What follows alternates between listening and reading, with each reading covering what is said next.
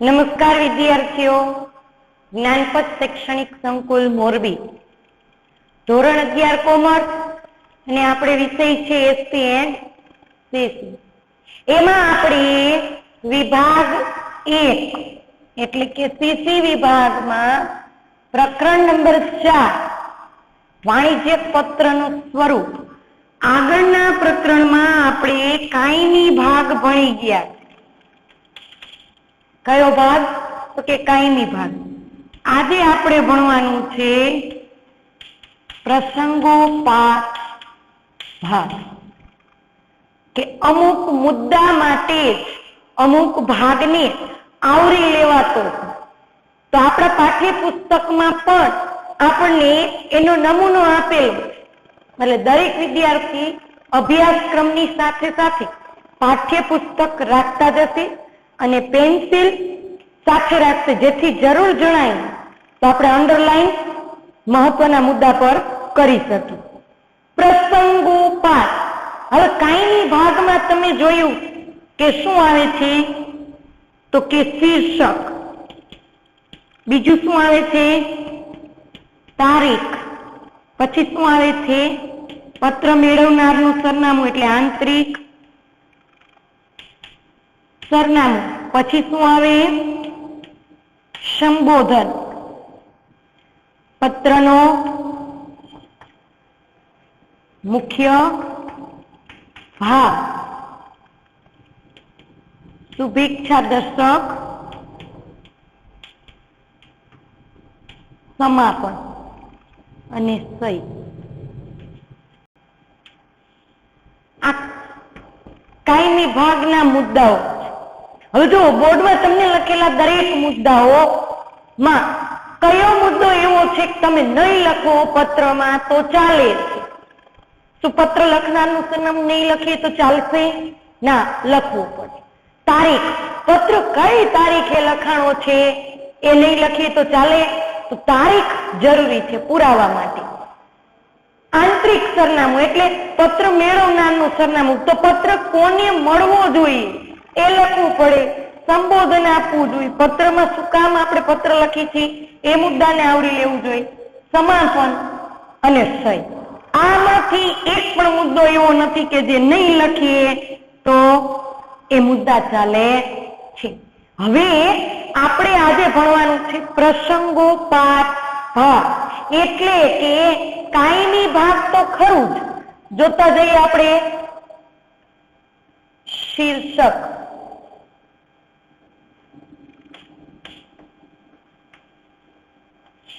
તારીખ,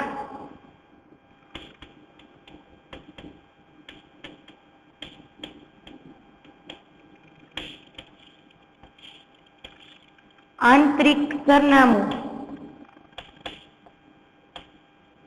સંબોધન,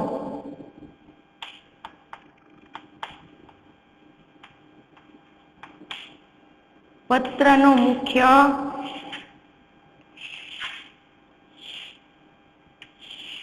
ભાગ,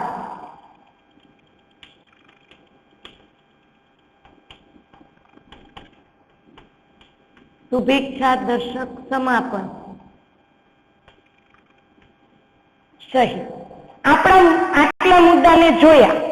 હવે ત્યાર પછી આપણે જોવાનું છે પ્રસંગોપાત ભાગ. તો તમને બધાને પ્રશ્ન થાય કે ભાઈ દીદીએ ક્લાસમાં કાયમી ભાગ લખ્યો તો એવું જ પ્રસંગોપાત ભાગ લખેલો છે. તો હવે ખાસ એ જ જોવાનું છે કે પ્રસંગોપાત ભાગ એટલે જે તે વિષયને અનુરૂપ પત્ર લખાતો હોય ત્યારે અમુક મુદ્દાને જ આવરી લેવા માટે જે ટોપિક લખવામાં આવે છે એને પ્રસંગોપાત ભાગ કહે છે. એમાં પહેલું જ છે અંગત નોંધ. કયું? તો કે પત્ર મેળવનાર. લખનારે પત્ર લખી નાખ્યું, પત્ર મેળવી નાખ્યું. પત્ર મેળવનાર. હવે લખનારે પત્ર લખેલો છે, જેને પત્ર મોકલી છે એ મેળવનાર વ્યક્તિને જો બીજી આ માહિતી મળે, બાકી કોઈ પણ વ્યક્તિ આ પત્ર વાંચે નહીં. એ માટે પર્સનલ, અંગત, ખાસ, પ્રાયોરિટી, અર્જન્ટ એવા શબ્દ વાપરશે. જો કે આવા અમુક પત્રમાં જ જોવા મળે છે.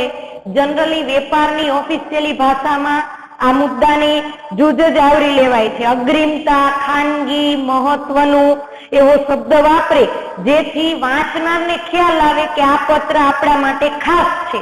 તો અંગત અથવા અન્ય મહત્વનું નોંધ ક્યાં લખાય છે? તો કે જ્યારે તારીખ લખાઈ જાય ત્યાર પછી અહીંયા જે તે વ્યક્તિને રિલેટેડ મુદ્દો આવરી લેવાય છે. તો પહેલો મુદ્દો થયો અંગત અથવા ખાસ અન્ય નોંધ. ત્યાર પછી છે બીજો મુદ્દો ધ્યાનાકર્ષક રેખા. ધ્યાન આકર્ષક રેખા સંધિ છૂટી પાડીએ.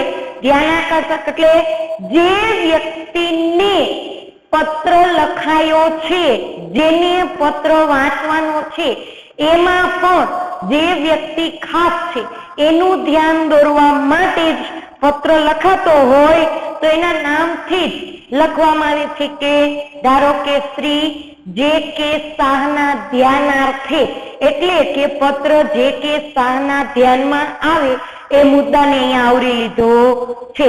આપણને પાઠ્યપુસ્તકમાં પણ સમજૂતી આપેલી છે કે જે વ્યક્તિનું નામ જણાવવામાં આવે છે તેને જ આ પત્ર પર વધુ ધ્યાન આપવાનું છે, જેથી આંતરિક સરનામામાં જો નામનો ઉલ્લેખ થયો હોય તો કોઈ પ્રશ્ન નથી અહીંયા. પણ જો નામનો ઉલ્લેખ ન થયો હોય તો ખાસ અહીંયા આંતરિક સરનામા પછી ધ્યાનાકર્ષક રેખા લખાય છે.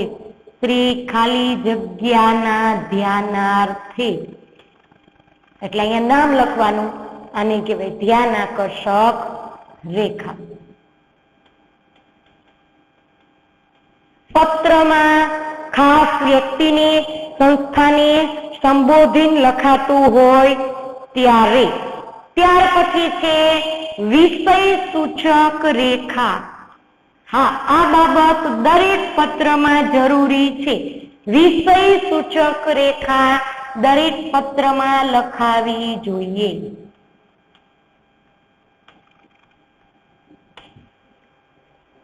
વિષય સૂચક રેખા ખાસ ધ્યાન રાખજો. બધા જ પત્રમાં ઓર્ડર આપતો પત્ર હોય તોય વિષય સૂચક રેખા લખવાની છે. પત્રમાં ઓફિશિયલી હોય, કોઈ સરકારી સંસ્થાનું ધ્યાન દોરવા માટે હોય, ધારો કે તમે બેંકમાં તમારું ખાતું છે, બેંક સરકારી સંસ્થા છે, સરકારી એકાઉન્ટ છે, તમારી પાસબુકમાં કઈ ભૂલ થઈ હોય તો તમારું સરનામું અહીંયા આવશે, જે બેંકમાં ખાતું છે તેનું નામ અહીંયા આવશે અને વિષયમાં લખશો કે પાસબુકમાં થયેલ ભૂલ અંગે ધ્યાન. પાસબુકમાં થયેલ ભૂલ અંગે ખાલી આટલું જ લખશો અથવા ભૂલ બાબતે, તો પણ વાંચકને ખબર પડી જાય કે વિષય શું કહેવામાં. વિષય સૂચક રેખાનું લખવાનું કારણ જ એ કે પત્રમાં વિષય વાંચે ને ત્યાં જ ખ્યાલ આવી જાય. પત્રનું અડધું કામ વિષય સૂચક રેખા ઉપરથી ખ્યાલ આવી જાય. પત્ર પર કેટલું વિશેષ મહત્વ ધરાવે છે. વિષય જાણીને પત્રનો ઘણો ખરો ભાગ જે છે એ સમજી શકાય છે. જે સંબોધનની પહેલા પણ લખી શકાય છે અને સંબોધનની પછી પણ લખી શકાય છે. મોટા ભાગે આંતરિક સરનામા પછી જ વિષય સૂચક રેખા લખવામાં આવે છે. તો દરેક વિદ્યાર્થી તમે અત્યારે કયો મુદ્દો ભણો છો? તો કે વાણિજ્ય પત્ર વ્યવહારમાં પ્રસંગોપાત ભાગનો અભ્યાસ કરી છે. પ્રસંગોપાત ભાગમાં પણ કેટલા મુદ્દા ભણ્યા? તો કે અંગત નોંધ, બીજું ધ્યાનાકર્ષક નોંધ, ત્રીજું કયું? તો કે વિષય સૂચક રેખા. વિષય સૂચક રેખાનું તાત્પર્ય એટલું કે પત્રમાં વિષય વાંચીને જ પત્રનું ઘણું ખરું કામ ત્યાં પૂર્ણ કરી શકાય છે. જે સંબોધનની પહેલા પણ લખી શકાય છે અને સંબોધનની પછી પણ લખી શકાય છે. હવે પત્રમાં તમે જોતા હશો લખનારનું સરનામું હોવું જોઈએ, હા. તારીખ હોવી જોઈએ, હા. આંતરિક સરનામું મેળવનારનું સરનામું હોવું જોઈએ, હા. ફરજિયાત ભાગમાં અમુક ભાગ ઉમેરીને વિષયને અનુરૂપ લખવામાં આવે તેને પ્રસંગોપાત ભાગ કહે છે. હવે આવે છે બિડાણ. પત્રમાં બિડાણ. બિડાણ એટલે શું? તો કે ઘણી વાર તમે મુખ્ય પત્ર અરજીઓ સાથે ઝેરોક્સ કે ડોક્યુમેન્ટ જોડતા હોય જેને બિડાણ કહેવાય છે. ધારો કે કોઈ શિક્ષકની એપ્લિકેશન હોય, શાળામાં શિક્ષક તરીકે ફરજ બજાવવી હોય તો તમે લોકો અંગ્રેજીમાં એપ્લિકેશન ભણી ગયા છો અને ગુજરાતીમાં અરજી લેખન ભણી ગયા છો. તો જો એક શાળામાં શિક્ષક તરીકે નોકરીએ રહેવું હોય તો શું કરો છો? પેલા અરજી સ્વહસ્તાક્ષરે લખો છો અને સાથે તમે અત્યાર સુધી જે પણ અભ્યાસક્રમ મેળવો છે એના શું કરો છો? માર્કશીટની ઝેરોક્સ સાથે જોડો છો. આવી જ રીતે અન્ય કોઈ જગ્યાએ જેમ કે તમારે વીજ કંપનીને પત્ર લખવો છે અથવા બેંકને પત્ર લખવો, ચાલો પાસબુકમાં તમારી ભૂલ અંગે ધ્યાન દોરતો પત્ર લખો તો તમે અહીંયા તમારું સરનામું લખ્યું, તારીખ લખી, બેંક તમારું ખાતું બેંક ઓફ બરોડામાં છે તો એનું એડ્રેસ લખ્યું, અહીંયા વિષય લખ્યો કે ભાઈ પાસબુકમાં થયેલ ભૂલ બાબતે, પછી સંબોધન લખશો સાહેબ શ્રી, કારણ કે બેંક મેનેજર એ કર્મચારી છે ત્યારે, એટલે સંબોધનમાં સાહેબ શ્રી, પછી વિષયની શરૂઆત કરશો કે હું આપની બેંકમાં આટલા સમયથી આ ચાલુ ખાતું અથવા સોરી બચત ખાતું ધરાવું છું. તો બચત ખાતું, ખાતાના પ્રકાર તમે લોકો 4 ભણી ગયા છો બી ની અંદર, તો કે આ પ્રકારનું ખાતું ધરાવું છું તો આપની બેંકની સેવાનો અત્યાર સુધી સંપૂર્ણ લાભ લઈ લીધેલો છે અને લઈ રહ્યા છીએ, એનો અમને આનંદ પણ છે. પણ બીજા પેરેગ્રાફમાં કહી દેવાનું કે હાલ જ તારીખ 14 એપ્રિલ 2021 ના રોજ જ્યારે મેં ખાતામાં રૂપિયા આટલા જમા કરાવેલ પણ બેંકના કર્મચારી દ્વારા અથવા કોઈ કારણોસર અમારા ખાતામાં રૂપિયા જમા આટલા કરાવેલા પણ પાસબુકમાં જમા એન્ટ્રી આટલી બોલતી નથી, એનું ધ્યાન દોરતો પત્ર આ લખેલો છે. સત્વરે આ બાબતને ઘટતું કરવા એટલે કે ચોકસાઈ કરવા વિનંતી. ને નીચે હવે તમારે પુરાવો જોડવો પડશે. તો પુરાવો તમારી પાસે શું છે બેંકનો? તો કે પાસબુક. તો બિડાણ પત્ર લખો છો, પત્ર સાથે વધારાના કાગળ જોડો છો એને કહેવાય બિડાણ. અને બિડાણ લખાય છે સહી પછી. તો અહીં લખવાનું તમારે પાસબુકના પેજની ઝેરોક્સ, બિડાણ. અને આ જગ્યાએ તમે કોઈ એકમમાં મેનેજરની, ક્લાર્કની કે એકાઉન્ટન્ટની ભરતીમાં ફોર્મ ભર્યું હોય અને તમને રૂબરૂ ઇન્ટરવ્યુમાં બોલાવે તો અરજી સાથે તમારે બિડાણ જોડવું પડે. તો અત્યાર સુધી અભ્યાસક્રમ મેળવો હોય એના માર્કશીટની ઝેરોક્સ લખવી પડે. તમને પાઠ્યપુસ્તકમાં પણ ઉદાહરણ આપેલું છે.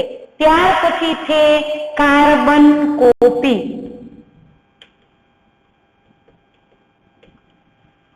Carbon copy. કાર્બન કોપી તમે જનરલી એક નજરે જોવો તો તમને ખ્યાલ આવશે કે કાર્બન કોપી એટલે પત્ર સાથે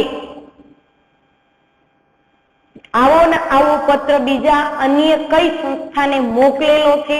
ઘણીવાર એવું બનતું હોય કે એક જ સરખા પત્ર ઘણી બધી બાબતને અનુસરતા હોય, જેમ કે હાલ જ પ્રવર્તમાન પરિસ્થિતિને ધ્યાનમાં રાખે અને કોરોના કાળને લઈ અને બધી સંસ્થાની એકમના ટાઈમમાં ફેરફાર કર્યો હોય અથવા અધિકારીઓના કામગીરીમાં ફેરફાર કર્યો હોય તો નકલ કાર્બન કોપી એક જ સરખું કેને લાગુ પડે છે. તો નકલ રવાના પ્રતિ શું લખશે? કાર્બન કોપી એટલે આવી નાવી નકલ બીજી કોને કોને મોકલી છે એ અહીંયા લખાય છે. જેમ કે શિક્ષણમાં ફેરફાર થયો, શિક્ષણ ખાતાએ નિર્ણય લીધો હોય કે ભાઈ હાલની પ્રવર્તમાન સ્થિતિને ધ્યાનમાં લઈ બોર્ડની પરીક્ષા માર્ચમાં લેવાય છે પણ હવે એ પરીક્ષા મેમાં લેવાય છે. પણ મે મહિનામાં પણ કોઈ પ્રશ્ન આવતો હોય તો દરેક શાળાના આચાર્યની એક જ સરખા નિયમ લાગુ પડતા હોય ત્યારે લખે છે પાઠ્યપુસ્તક અથવા શિક્ષણ ખાતું અને મેળવે છે ગુજરાત રાજ્યની તમામ શાળાઓ, ઉચ્ચ માધ્યમિક શાળાઓ. તો એક જ સરખી માહિતી બધાને મળે છે. ત્યાર પછી છે ઓળખ રેખા. કઈ રેખા? ઓળખ. ઓળખ સૂચક એટલે જાણકારી આપતી રેખા. પત્ર કોણ લખે છે અને કોણ મેળવે છે અથવા કોના દ્વારા લખાઈ રહ્યો છે. જો પ્રસંગોપાત ભાગમાં 3 જ બાબત એવી છે કે જે પત્રના મધ્યમાં લખાય છે. એક તો અંગત નોંધ, ધ્યાનાકર્ષક રેખા અને વિષય સૂચક રેખા. પ્રસંગોપાત ભાગના બાકીના બધા જ ભાગ કાયમી ભાગની સહી પૂરી થયા પછી ડાબી બાજુએ હાંસિયાને અડીને લખાય છે. ઓળખ રેખા એટલે કે પત્ર કોણ લખે છે પણ કોના દ્વારા લખાઈ રહ્યો છે. તો પત્ર લખાવ્યો હોય એનું પેલા ટૂંકાક્ષરી નામ અહીંયા ધારો કે પછી કા ફૂલ કોલન કરે અથવા સ્લેશ કરે અને પછી કોણ લખે છે તો કે પત્ર લખે છે. જો તમારા પાઠ્યપુસ્તકમાં આપ્યું છે કે HD પઠાણ નામના અધિકારીએ પત્ર લખાવ્યો છે પણ ટાઈપ કોણે કર્યો છે તો JRT એટલે કે JR તડવીએ ટાઈપ કર્યો છે. એટલે લખાવે છે કોણ અને લખે છે કોણ. લખાવે છે એનું નામ પેલા ને લખે છે કોણ એનું શોર્ટમાં નામ લખે છે. ત્યાર પછી છે ટપાલ રવાનગી. હવે પત્ર ઘણી વાર ઘણી બધી બાબતોથી આપણે બીજા પ્રકરણની અંદર ભણી ગયા છે કે ટપાલ રવાનગી કઈ કઈ રીતે થાય છે. જો બહુ ખાસ જરૂરી હોય તો સ્પીડ પોસ્ટ, ટપાલ રવાનગી, અને ઘણી વાર સાદી ટપાલ હોય, ઘણી વાર કુરિયર હોય, ઘણી વાર રજીસ્ટર એડી હોય. તો કે ટપાલ રવાનગી, ટપાલ કેવી રીતે, આ પત્ર તમને કેવી રીતે મળે છે તો કે ખાનગી છે, પર્સનલી છે, ગવર્મેન્ટ સંસ્થા દ્વારા છે, કયા માધ્યમથી પત્ર તમને મળે છે એ ટપાલ રવાનગી માં લખેલું હોય. ઘણા ખરા પરબીડિયા ઉપર તમે જો બુક પોસ્ટ એવું લખેલું હશે, જોજો ક્યારેક. આવું તમારે બધાએ જોવાનું. By register AD, by courier. તમને ખબર જ છે આજે ખાનગી આંગડિયા પેઢી દ્વારા પણ નાણાકીય વ્યવહાર થાય છે. તો ઘણા ખરા પ્રશ્નો અહીંયા પ્રસંગોપાત ભાગમાં આ પણ ડાબી બાજુએ જ લખાય છે. અને સૌથી છેલ્લે આવે છે તાજા કલમ, જેને તાક કરીને લખાય અને એ પણ પત્રમાં બધાથી છેલ્લે લખાય છે તાજા કલમ. એક બાબતે તાજા કલમ એટલે શું તો કે ખાસ બાબતનું ધ્યાન દોરવા માટે વિશેષ મુદ્દો લખાઈને એને તાજા કલમ કહેવાય. અને એક બાબતે એવો પણ સમજી શકાય કે પત્રના મુખ્ય ભાગમાં જો ખાસ બાબતને ભૂલી ગયા છે તો એક પ્રકારની એક ખામી પણ દર્શાય, પણ ખામી ન દર્શાવતા ખાસ વિશેષ ધ્યાન દોરવા માટે આ પત્ર લખાય.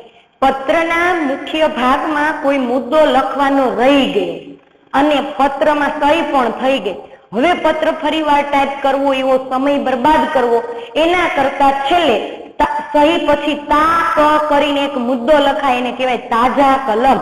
કે પત્રના મુખ્ય ભાગમાં કોઈ મહત્વની બાબત ભૂલાઈ ગઈ છે જે હવે લખાય છે, અથવા વાચકના મનમાં એ બાબતને ખાસ ધ્યાનમાં લેવાની છે એટલે પણ લખી શકાય છે. જેમ કે હાલ ઘણી બધી કોમ્પિટિટિવ એક્ઝામ છે કે જે રવિવારના સમય દરમિયાન જ ગોઠવાય છે. તમને લોકોને ખબર હશે, ગ્રેજ્યુએશન કોલેજ કાર્ડ પૂરા કર્યા પછી એક્ઝામને રિલેટેડ ગવર્મેન્ટ ભરતીમાં મંત્રીની પરીક્ષા હોય, કોઈ ક્લાર્કની પરીક્ષા હોય, કોઈ પીઆઈની પરીક્ષા હોય, યુપીએસસી હોય કે જીપીએસસી હોય, એક્ઝામ હોય, ઘણી બધી શિક્ષકોની પણ ટાટેટ એક્ઝામ હોય છે. ત્યારે આ બધી ગવર્મેન્ટ પરીક્ષાઓ રવિવારના જે સ્થળ પસંદગી જે નક્કી છે ત્યાં લેવાતી હોય. તો પત્રમાં ઓનલાઈન જ આવે છે, ઉમેદવારોને પણ પત્રનું માળખું લખાય, મેળવનારનું નામ, સરનામું, તારીખ, અને આમાં લખેલું હોય કે આ તારીખે આટલા વાગે આ સ્થળ પર આ સીટ નંબર સાથે તમારે પરીક્ષામાં હાજર રહેવાનું છે, બરાબર? એ લખાઈ ગયું અને નીચે જે તે અધિકારીની સહી. પણ ખાસ એક બાબત લખી હોય કે ઉમેદવાર હજી પરીક્ષા આપે છે, જે તે ખાતામાં સિલેક્ટ થયેલ નથી, તો પરીક્ષા આપવા માટે ધારો કે મોરબીનો વ્યક્તિ હોય ને રાજકોટ એક્ઝામ હોય, મોરબીનો વ્યક્તિ હોય ને અમદાવાદ એક્ઝામ હોય, મોરબીનો ઉમેદવાર હોય ને ગાંધીનગર પરીક્ષા હોય, તો મોરબી થી ગાંધીનગર જવું કે રાજકોટ જવું કે કચ્છમાં જવું, જ્યાં એક્ઝામનું સ્થળ છે ત્યાં પહોંચવા માટે ઉમેદવારને ખાસ નીચે કહેશે તાજા કલમ, ઉમેદવારે પરીક્ષામાં સ્વ ખર્ચે હાજર રહેવું, એટલે કે કોઈ પણ ખાતું એનું ભાડા ભથ્થું આપશે નહીં. નહીતર ઘણા એમ કે અમે તો ભાઈ એમાં ઉમેદવારી નોંધાવી દીધી ને અમને હવે સિલેક્ટ કરશે. એ બાબત હજી એક્ઝામ આપો છો, સિલેક્ટ થયા નથી, તો સ્વ ખર્ચે હાજર રહેવું એવી તાક કરીને લખાય છે. તો પ્રસંગોપાત ભાગના મુદ્દા જો અંગત નોંધ, ધ્યાનાકર્ષક રેખા, વિષય સૂચક રેખા, બિડાણ, કાર્બન કોપી, ઓળખ રેખા, ટપાલ રવાનગી અને તાજા કલમ, આ બધા મુદ્દા ફરજિયાત નથી બધા પત્રમાં બધા જ મુદ્દા લખવા. જેવો જે પત્ર એમાંથી આ મુદ્દો, એમાં જો પત્ર ઓર્ડર આપતો હોય તો તમારે અહીંયા શું લખવું પડશે? બિડાણમાં કે ભાઈ કેટલોગના નમૂના મુજબ કેટલોગનો નમૂનો જોડો. જો પત્ર તમે બેંકની અરજી બેંકમાં કોઈ ભૂલ હોય તો બિડાણમાં પાસબુકની ઝેરોક્ષ. હા, તમે કોઈ ઉમેદવારને પરીક્ષામાં હાજર રહેવાનું તો તાજા કલમ. પછી કોઈ જાહેર સંસ્થાને બધું જ અનુસરતું હોય તો એક સરખા પત્ર બીજા કોને કોને મોકલો, જેમ કે જળ એ જ જીવન, એ બધા જ સંસ્થાના કર્મચારીઓને સમજવાનું. એટલે કે જ્યાં તમને એવું લાગે કે સંસ્થામાં બિનજરૂરી વીજળીનો ઉપયોગ થાય છે, બિનજરૂરી પાણીનો બગાડ થાય છે, તો બધી સંસ્થા તો નકલ પ્રતિ રવાના. અમુક ભાગને અમુક પ્રસંગોને જ અમુક મુદ્દા આવરી લેવાતા હોય ત્યારે પ્રસંગોપાત ભાગના મુદ્દાને કાયમી ભાગમાં સમાવિષ્ટ કરવાના છે. તો આજે આપણે પ્રકરણ 4 નો જે બીજો ભાગ છે પુનરાવર્તન સાથે અભ્યાસ કરી છે. ત્યારે આમ તો જો કે અભ્યાસ આપણે પૂરેપૂરો સમગ્ર અભ્યાસ ભણી ગયા છે, પણ પુનરાવર્તન સાથે યાદ રાખવું હોય ત્યારે તમને આખા પાઠનું અહીંયા રિવિઝન થઈ જાય છે. કાયમી ભાગ તો જોયો જ આપણે, પણ એમાંથી પ્રસંગોપાત ભાગ કેમ લખવું એની પણ સમજૂતી આજે મેળવી. તો દરેક વિદ્યાર્થીએ આકૃતિ બોર્ડમાં દોરેલી છે એ મુજબ દોરવી અને મુદ્દાનું લખાણ લખવું, જેથી કરી તમને એક્ઝામમાં પૂછાય પ્રસંગોપાત ભાગ વિસ્તૃત સમજાવો તો તમે સરળતાથી દરેક મુદ્દાની આકૃતિમાં નમૂનો દોરી અને સમજૂતી આપી શકો. નમસ્કાર, જય હિન્દ, વંદે માતરમ.